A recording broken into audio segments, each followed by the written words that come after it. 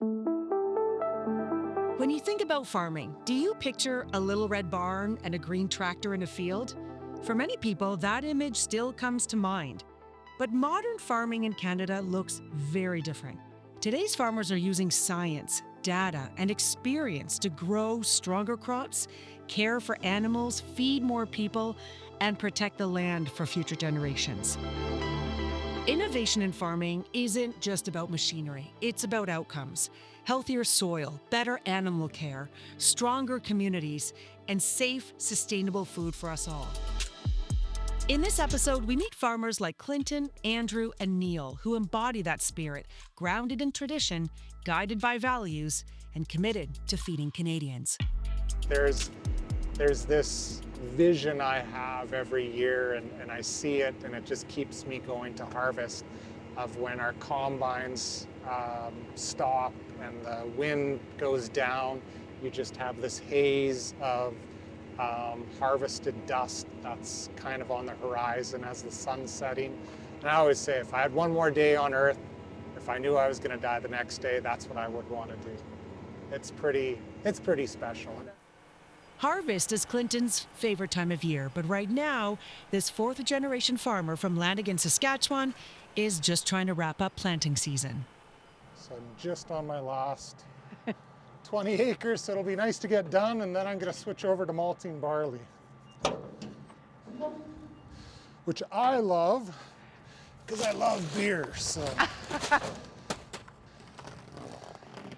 So should we think of you when we enjoy a nice cold beer? I think you should, yes. And the maltster, and the brewmaster, and the truckers.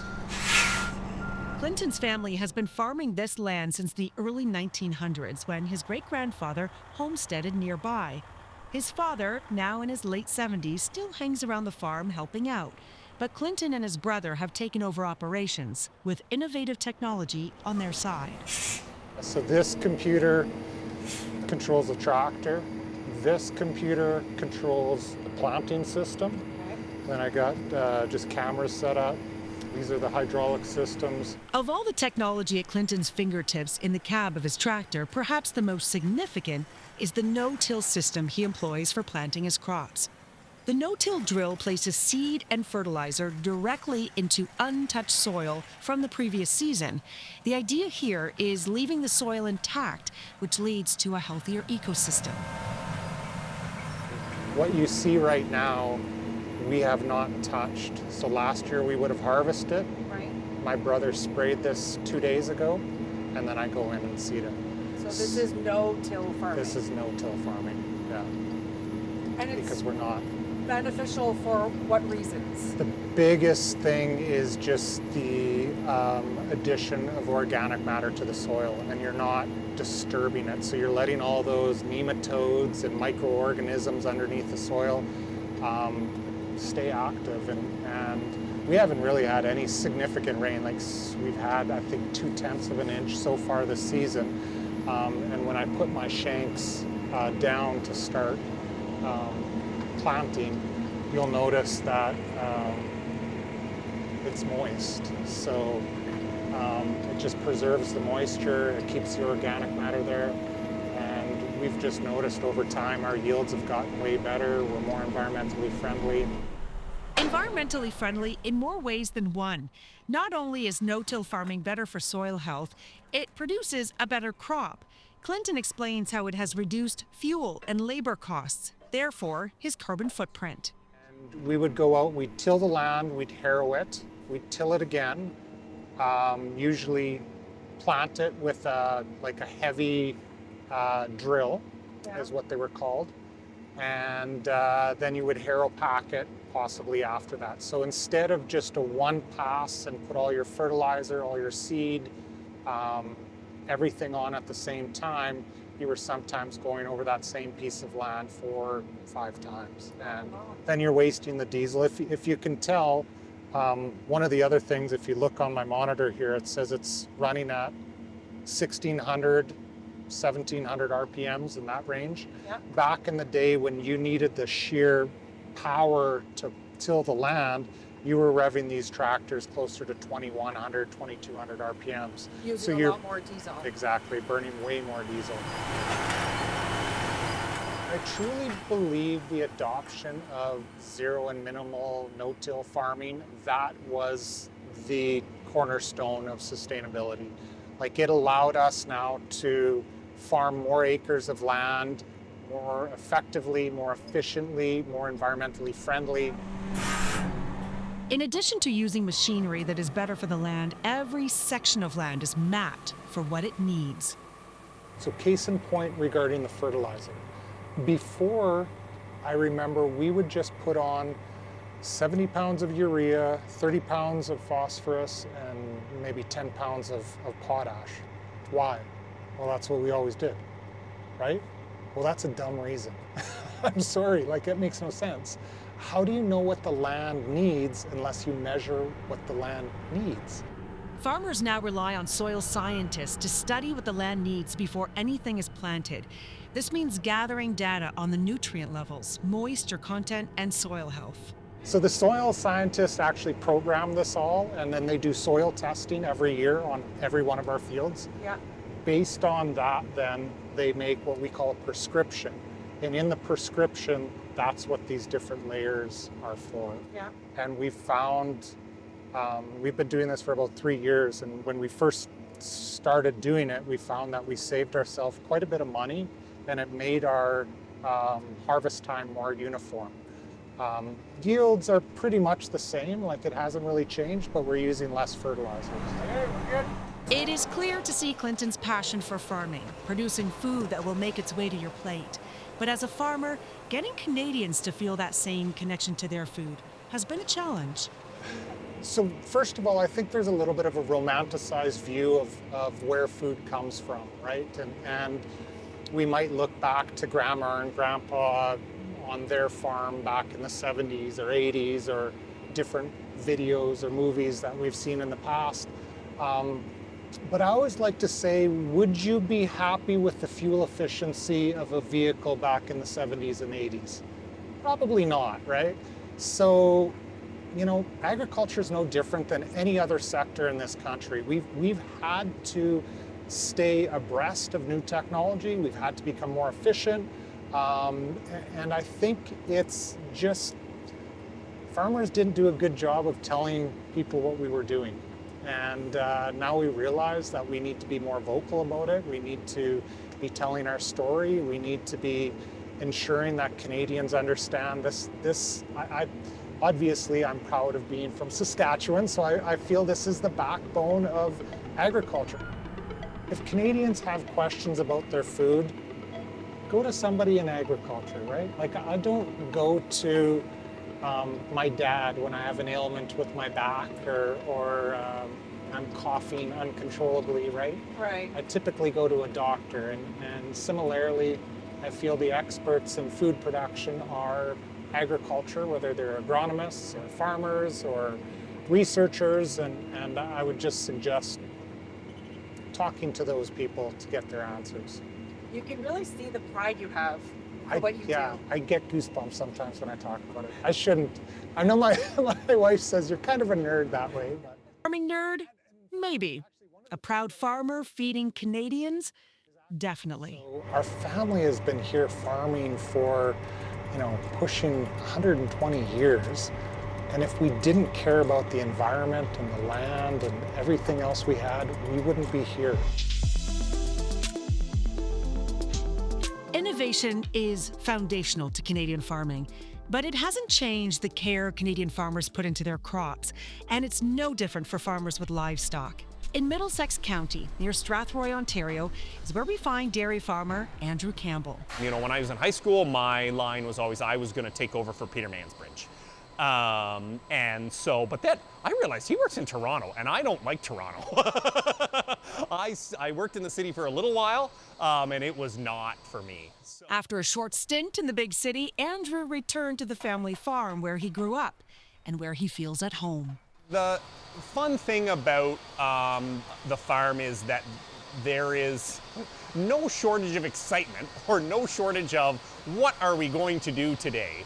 Proudly standing in the new barn he built for his dairy cows in 2023, it's an entirely different experience for his animals. The modern barn prioritizes comfort for the cows with cooling systems, optimal lighting, and robotic milkers. Lenora, she's one of the older ones. It's a freestall barn where the cows roam freely between the resting stalls, feeding areas, and milking robots. So the idea is, for us is what does a cow want to do? And how can we kind of let her do her thing, as independently as possible. Obviously, we're still, around them all of the time, but it really is a case of how can they kind of do what they want when they want based on things like age, temperament, how much milk they're giving, how big they are, so how much they need to eat, all of those types of things. They can decide. So it's different than the tie stall barn in that this is a freestall barn, which is much more common today, or continues to be much more common today, in that cows roam the barn. So there's no individual stall that this is their stall. Some cows are much more set on a specific one, but it's not quite the same rules that we had before. And so they can roam around, they can kind of lie down whenever they want. When they're hungry, they come up, they eat. When they're thirsty, they go, they get a drink. There's a manure scraper right now going by that, kind of keeps things clean. And then the robots are there and they decide when they feel like getting milk. So they can kind of do all of the things that they want in here in an environment that is, basically temperature controlled. Each cow has an identity tracked on a transponder on a collar that enables the farmer to collect data on all aspects of her day, from her food intake to her activity levels. The cows are monitored closely through computers and smartphone apps. Perhaps the most significant change in dairy farming is the robotic milking system. When a cow is ready, she simply walks over to the robot, which downloads data from the transponder on her collar to confirm her identity and whether she's ready for more milking.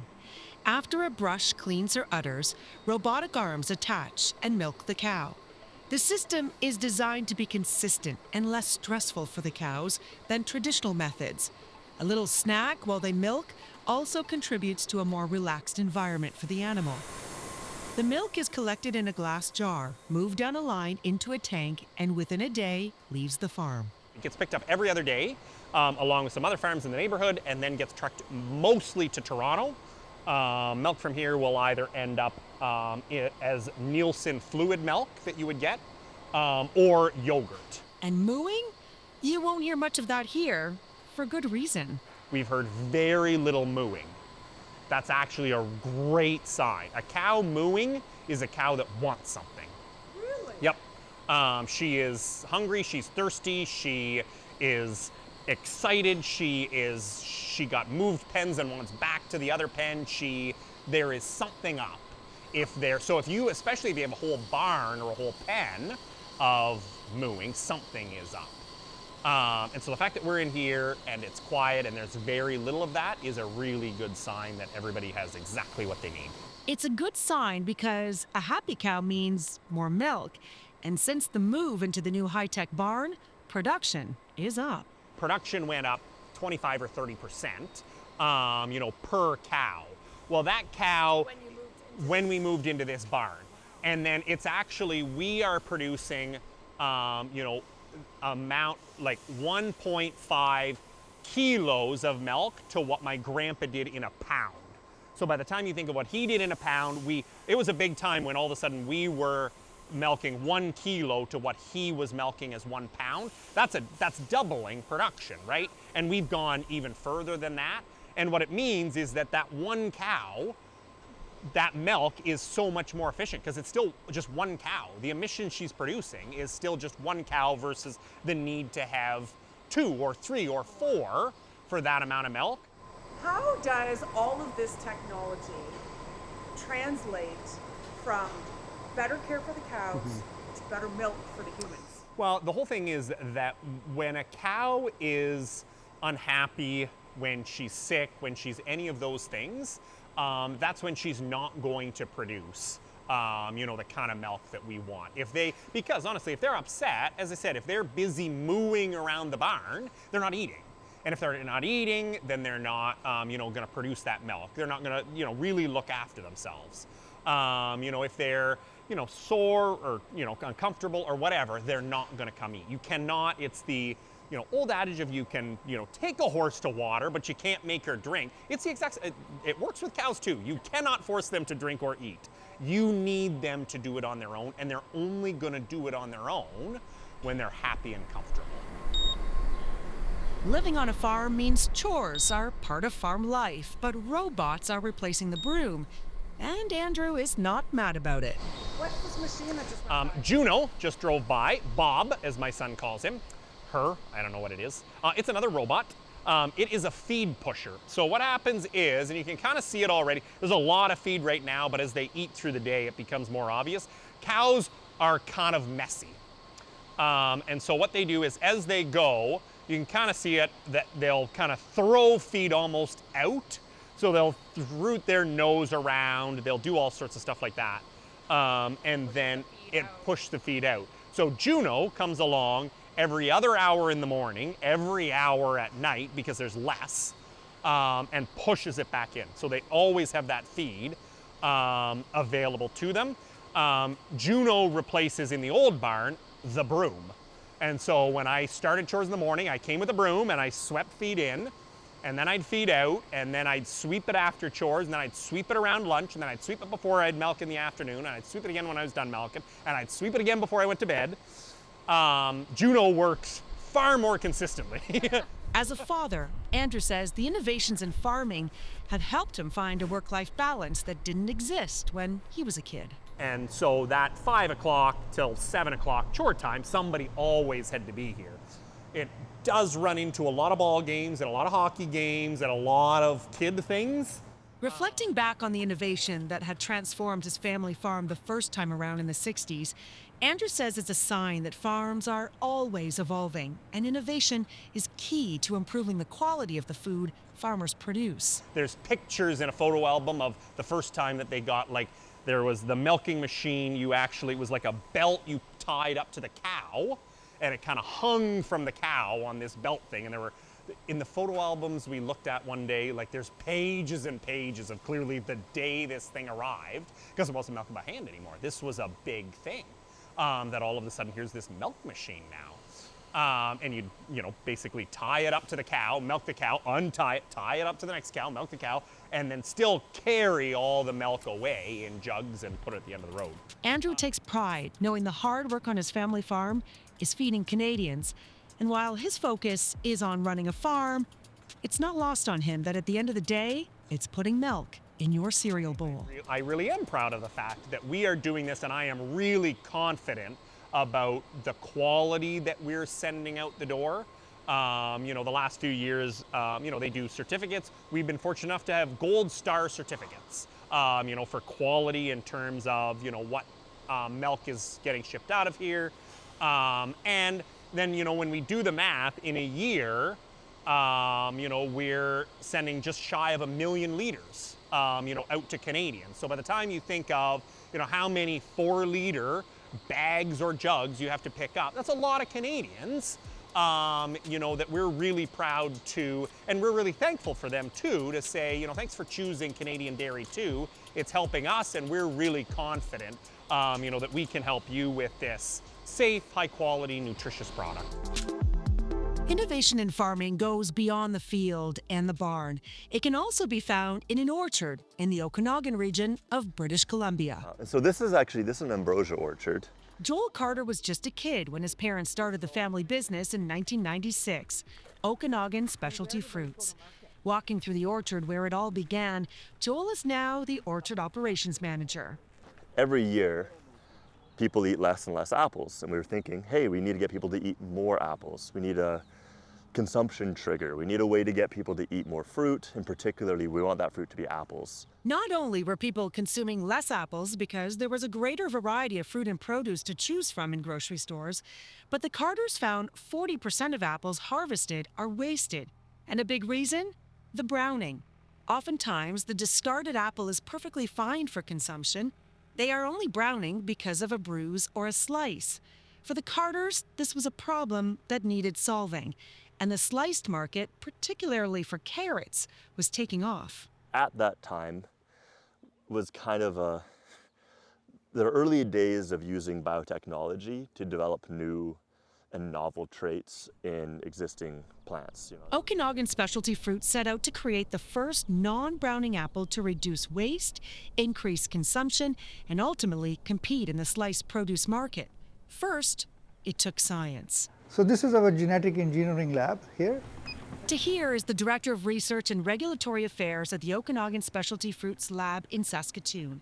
He explains how the non-browning trait is achieved. So it's the same apple, exact 100% same apple, except that we change one enzyme, which is polyphenol oxidase. Okay, so we suppress the activity of that enzyme, which causes naturally browning. So what happens is when you cut an apple, the enzyme protein is there, but it's enclosed in the cells. Okay, so it doesn't, it's non-functional. But as soon as you cut, it is released from the cells, and it reacts with the atmospheric oxygen, and then that biochemical reaction happens, and that causes brown. By silencing the gene responsible for producing the enzyme, the browning is eliminated, giving the Arctic apple a 28-day shelf life without compromising taste or texture. Hi there. Hi. Mr. Carter. At his home in Summerland, BC, the founder of Okanagan Specialty Fruits, orchardist and agriculture engineer, Neal Carter. Our business was really, from its get-go, has been reposition the apple to be more competitive and as a snack food and more convenient, and basically reducing waste. As we learned as we got going, is how many apples go into school programs, food programs that get thrown away. And because they turn brown? Yeah, well, they go turn brown, or of course the yuck factor. Every parent who has kids knows that kids take one bite, put it down, run around, come back, and it's all yucky, and they throw it out, right? So we just felt there's a lot of scope for what we could do, and it's been true. Fast forward to today, we're a company that has a lab that continues to build the next generation of technologies, and looking at other traits, disease resistance, climate resiliency, increasing nutrition profiles, all sorts of things. Neal is now looking to the future and thinking about how automation and AI can solve more problems, like labor shortages. I would like to think that we're probably on the leading edge of the innovation curve. Outlined in a white paper called Traits and Tech, Designing the Orchard of the Future, Neal's next plan is to lean into genome editing, robotics, and AI even more. By creating an apple tree that produces fruit at a uniform height for efficient mechanical harvesting, Neal says his vision will support sustainable agricultural practices, reduce costs, and ensure the industry's continued economic viability. I believe in every tool in the toolbox. So whether we use a biotech tool or modern molecular biology, or whether we're using an AI, or we're using a vivid, vision system, or autonomous tractor, or a self-regulating, or a variable rate sprayer, or variable rate herbicide. All of these tools are just tools. They were created, and you have to then assess the value proposition of them. But they continue to make the food supply affordable. For that, everybody in Canada, everybody globally, is benefiting from the fact that these innovations are being embraced. Embracing the innovations that have shaped Canada's food system is critical for becoming more connected to the food we consume. By understanding what happens behind the scenes, on farms and in labs, we can build trust through transparency. On the next episode of Canada's Food System, Our Food, Our Future. 70% of everything we make in Kraft Heinz comes from Canadian suppliers. We make more than $2 billion of food in Canada for Canadians. How raw materials go from the field to your fork. A closer look at the supply chain. If you'd like more information, log on to our website, canadasfoodsystem.ca. This has been a Spark Advocacy production for the Canada's Food System Initiative.